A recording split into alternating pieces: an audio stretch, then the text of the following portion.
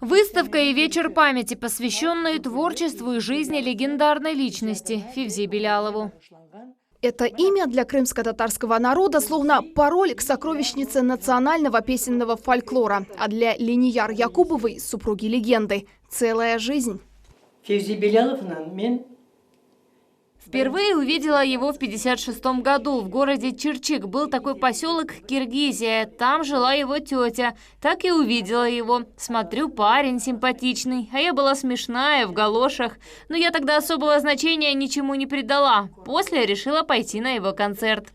19-летняя девушка горела желанием посвятить жизнь искусству. Когда объявили набор в крымско-татарский ансамбль «Хайтарма», поняла – это шанс.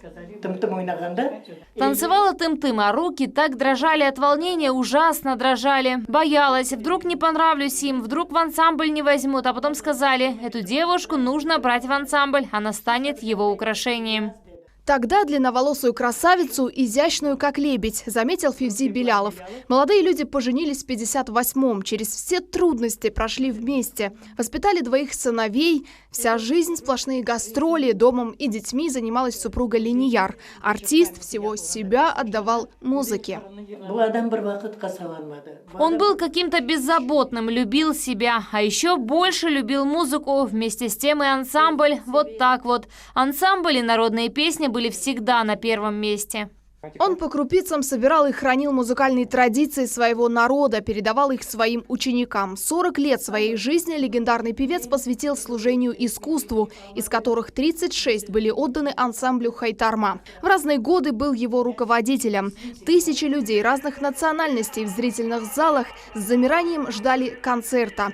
Песен «Салгыр-бою», «Байдарова йоллары», «Порт-Артур» и многих других, в которых он пел о далекой родине.